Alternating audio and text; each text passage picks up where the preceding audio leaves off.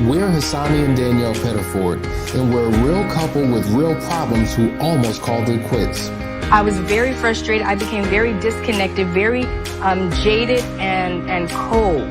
We have 4 children, going on 20 years of marriage, and we practice what we preach. Our mission, to change the way couples relate to one another and teach them the skills needed to improve the quality of their relationships. This is the Couples Academy Show. Well, good morning, everyone. Welcome to the Couples Academy Show. My name is Hassani, and Danielle, I think, is frozen. She's dialing in from the car, a remote location, but we're here, guys. We're here for 30 minutes of power-packed information because we want to have a transformational conversation. We're glad that you're with us. Listen, we know that all of you are actually logging in, and we want to know where you're from and what your question is. But before we get started, we just want you to like, share, and subscribe. Make sure that you let your community know that we are here. There's some great information that we're going to cover today, and we want other people to benefit from it. Maybe you know somebody who's going through a situation in their life and they're looking for something. They're looking for hope. They're looking for help. Well, guess what? Allow them to tune in to this daily broadcast because it may be the source of inspiration that they may need. So make sure you do that, like, share, and subscribe. Listen, this is March. It's March Madness. There's so many things that are happening in this particular month that we're excited about. We'll tell you about some of those things later. But before we get started, we had a great testimonial from a couple who wound up doing an intensive with us. And I want to read to you what it is that they said. They said that the marriage intensive was such a life-altering experience. Our marriage was in desperate need of a catalyst to put us on the right track. God used Couples Academy to walk us through steps towards restoration. The time, wisdom, and practical steps were invaluable. We left feeling closer than we felt in years. We're able to open up, have a deeper level of intimacy, and enjoy our relationship once again. The intensive was exactly what we needed. We are truly grateful for the experience. And that's from Montrell and Christine. It was a pleasure being able to work with them. And it's just always good when you have great testimonials and people talk about the impact that the process that we take them through has made on their life and their relationship. Are you there, Danielle? Are you with us? Are you with us? I think I'm here. Can everybody hear me? I'm not sure. Yeah, you're kind of there. You're a little bit choppy. But listen, we just want to acknowledge those that are dialing in. So good morning we got a lot of people. Gigi and Casey. Good morning. Medea B, Camille, Clarence, Ralph, Dee Jones, Tahira H24, Zach, Chris, Kia, Vashan, Latasha, Camille, Noreen, the list is going on. Hey, Rach, what's going on, Rach? Charmaine, Natalie, they're calling in from all over the place, and we're glad to have you in here today.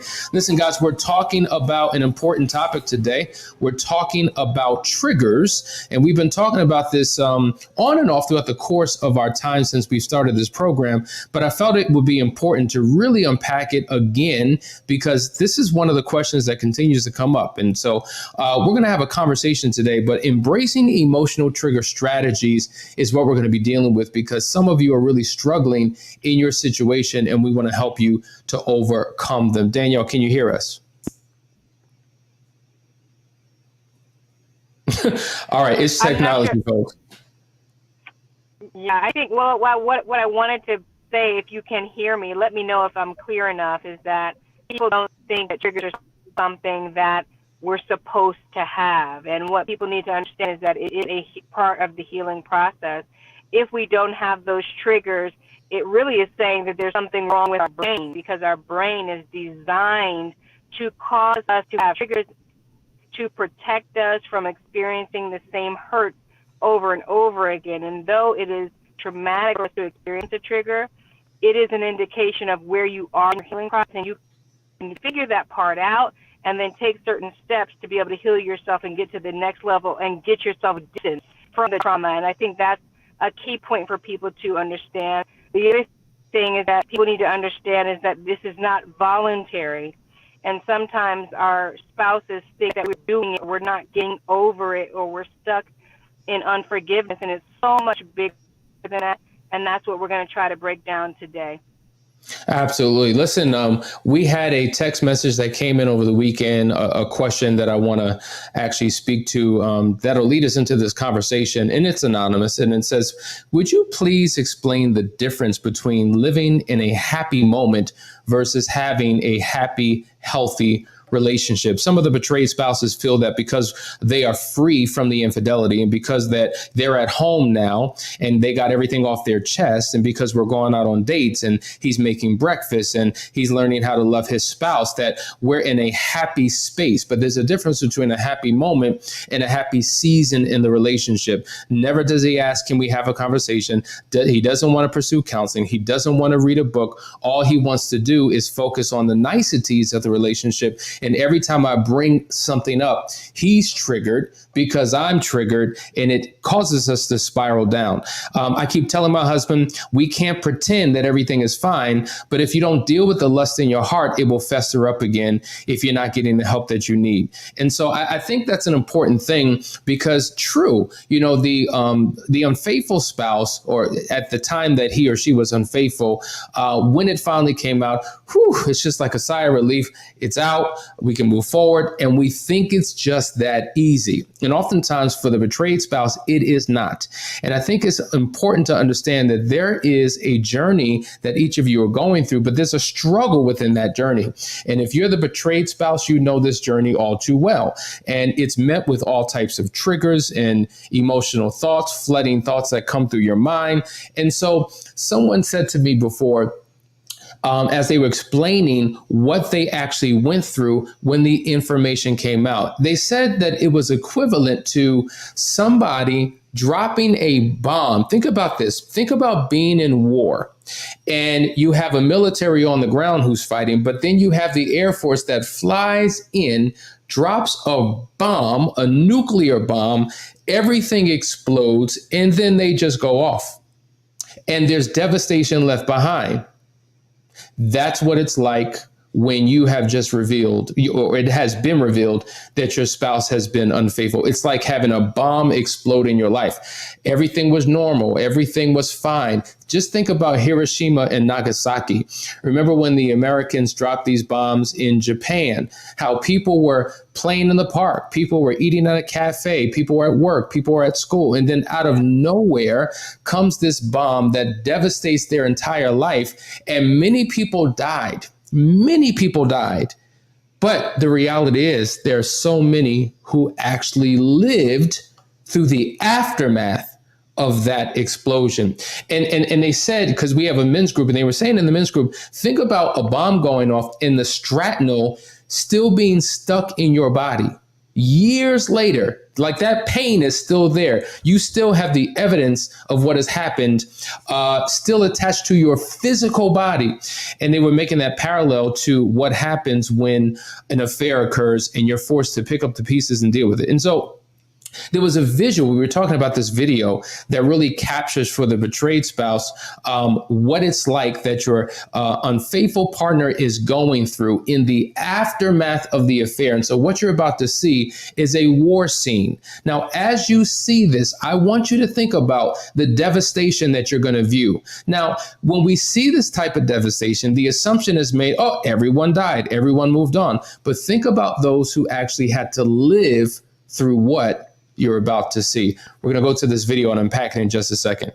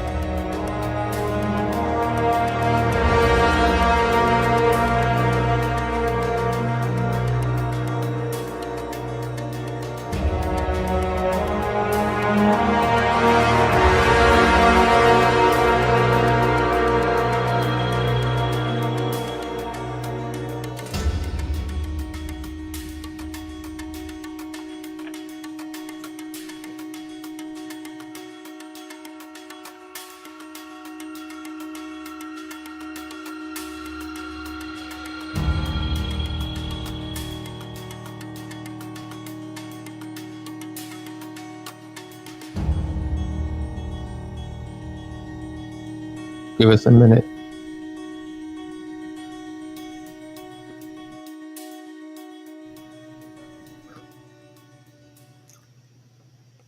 What a powerful, powerful Wow. Oh my scene. God. Danielle, talk about what you Yeah, saw. if I could jump in there, going back to that first comment when the question was read, it said, "What's the difference between having a happy moment and then maybe a happy or fulfilled marriage?" And you think about what you explained, the devastation of that bomb tearing that city completely down. There's no security anywhere in that place. Everything is exposed. It's literally time to demo and start over, right? But, those people that do survive, because there's always some survivors somehow, by the grace of God, people survive, but they have nothing, right? All the security is down. But just imagine when FEMA comes through, for example, and brings water, right? You're happy about that water. That's a happy moment. Thank God for the water. But there's so much more destruction and devastation that has to be dealt with. And that would be a perfect comparison to how after infidelity, the betrayed partner might have moments of happiness. And this is kind of tricky for the unfaithful partner because they're thinking everything's all good now. And it's not all good because we had a good moment. We still have all this other devastation and destruction to rebuild in a marriage. And sometimes the offending partner wants to get so far away from the mistake that they've made that they're rushing the hurt partner along this recovery journey, and they're leaving them to figure out and deal with all these triggering moments on their own. And that's what ends up happening. It's really ignorance on both sides, right? Like not knowing I'm actually healing in this process of triggers. Let me learn how to deal with it. And then on the other side, the offending partner really is not understanding your triggers and not having a sense of empathy. And so they're wanting to take a moment and apply that one moment to the whole marriage, and there's no comparison there. Danielle, you hit it right on the head. Think about the fact that there's no electricity, there's no plumbing, there's no lights at night when it's pitch black. They're exposed to the outer elements, animals, all types of threats, right? There's no food. There's no medical attention. They're forced to figure this thing out on their own. And it is a traumatic experience that has devastating effects after the initial attack. And so I need you as the unfaithful partner to really take a look at this and tune into this conversation and have a conversation with your spouse and ask them, does this particular video resonate? Where do you find yourself in this situation? What you just saw is symbolic of an emotional experience that your partner may be having. And guess what? We are the ones who dropped the bomb, right? Or the bomb was dropped on us. And so that means I'm still living with the person who caused this devastation. It's easier to walk away, if you will, if you're the one who dropped this bomb, but now you're still in the situation, having to care for, having to love, having to help heal the one that you are responsible for creating this devastation. And then that other person has to receive the help and the healing and the support from the person who dropped the bomb. Listen, this is a serious situation, and this is why you can't do this thing on your own. It's so much deeper than what we initially thought. Oh, it was just a betrayal, and boom, we're back. We can make it. We can overcome, but there's a journey to get there. Listen, guys. This is a deep conversation we want to get you into. There are many questions that are coming through. We want you to continue to write those questions. We'll be right back after this short commercial break. You're watching the Couples Academy Show.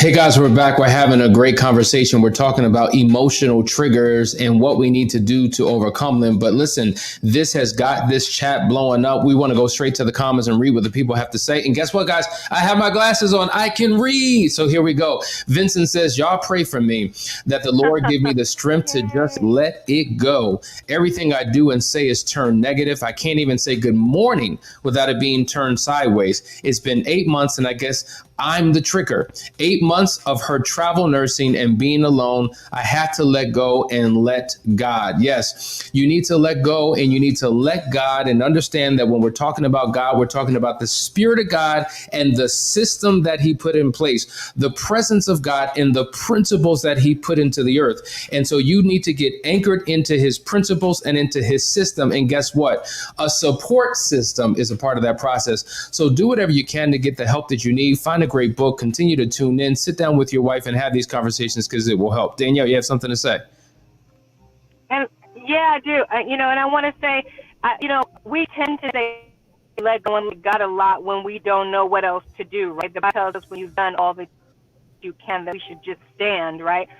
I just want to make sure that we are doing all that we can, because a lot of times we're at let go and let God stage because we have not done the work, the research to find out what we can do to support and show up. Remember, guys, we can only come to the table with what we have in us, right? If we don't have love, we can't give love. If we don't have wealth, we can't share wealth. Like, we can only give what we have. And so if you're missing some components, right?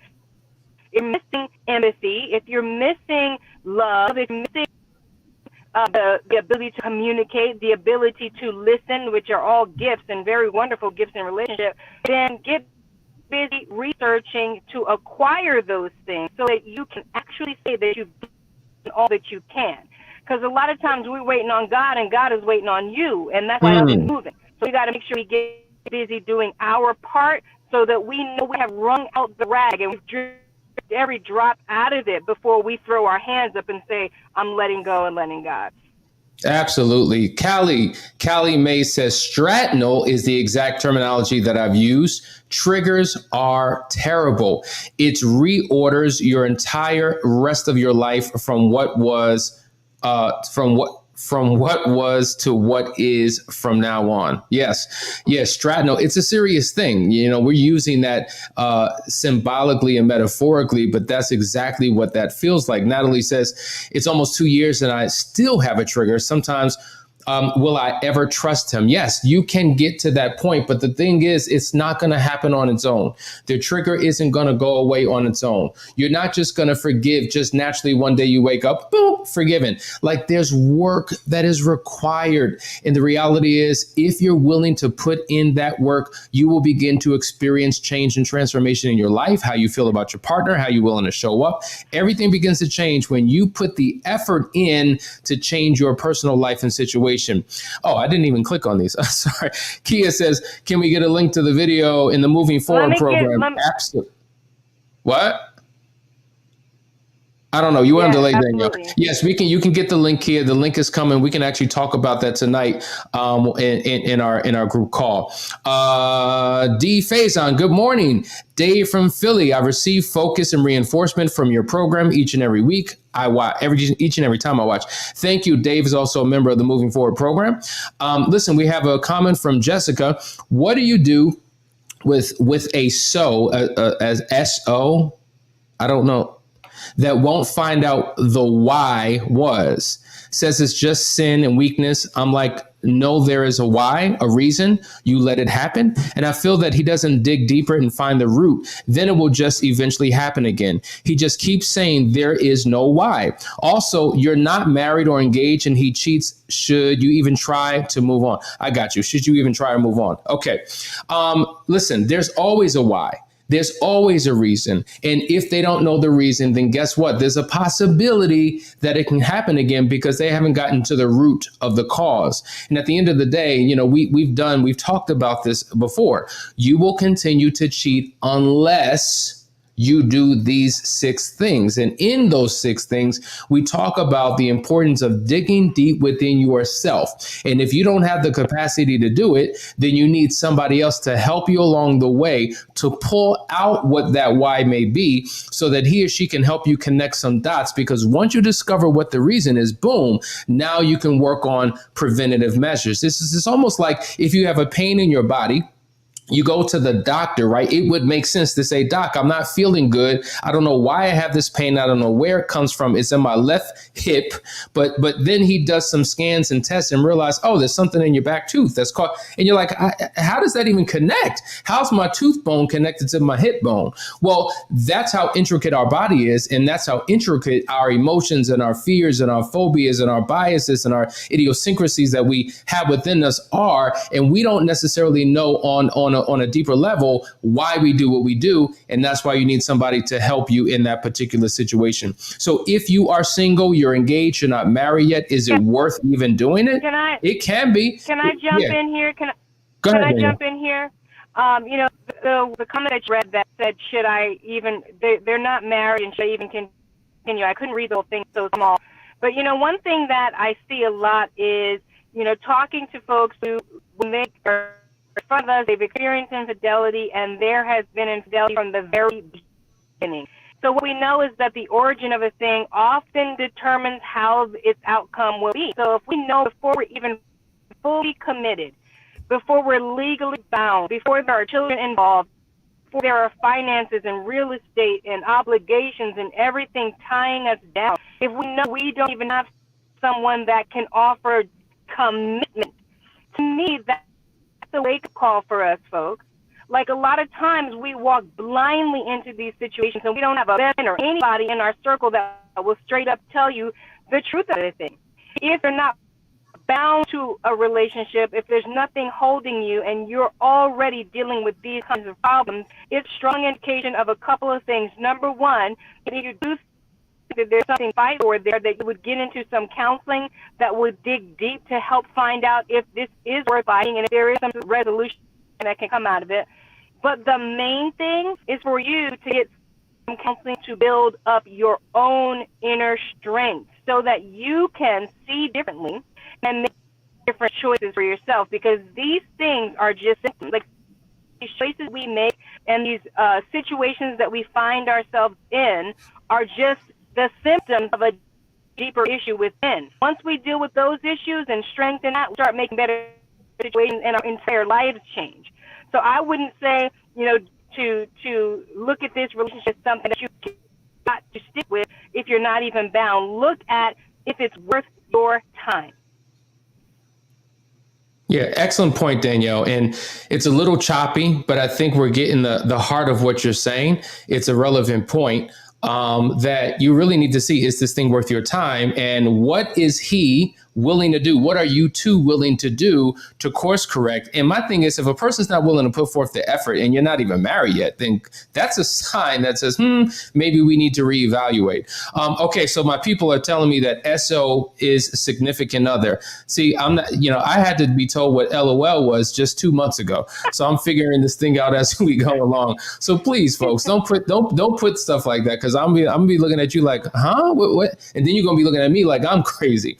But listen, let's unpack what this trigger is. Some people said, wow, this video was very, very explanatory. It really helped me to get an idea of what a trigger is. But a trigger is a word, a person, an event, or an experience that touches off an immediate emotional reaction. It's like being startled by a noise. Like, imagine somebody slams the door and you're startled by it. But what happens is, even though the door slammed a second ago, right, and you have the initial emotional reaction, 2 hours later, it's like you're still impacted by the slam of that door. Right. And so what happens is sometimes the emotional reaction that you have to something can be excessive and last longer than what makes sense for that particular event. Likewise, when an affair occurs, and I'm reading some of your comments, it may have happened a year ago, it may have happened 2 years ago, but I'm still impacted today. Right. So that is the trigger. And what happens is you're bringing your past experience into your present every time you feel what it is that you felt, right? Listen, guys, there's so many things that we can talk about with this topic. We're just scratching the surface. We're just getting started. We're going to have to do part 2 tomorrow and continue this conversation because it's getting good. So do me a favor. If you have a question about triggers, post it right here, right now, because we want you to begin to get the answers to your situation so that you can walk in your freedom and you can have the best relationship you can ever have. Listen, tomorrow we're going to be talking about some great events that we have coming up in March and April. We want you to stay tuned. Listen, guys, you're watching the Couples Academy Show. We love you, and we will see you in the AM. Take care. If you would like to be a guest on our show, or if you're interested in one of our restoration programs, contact us today at couplesacademy.org.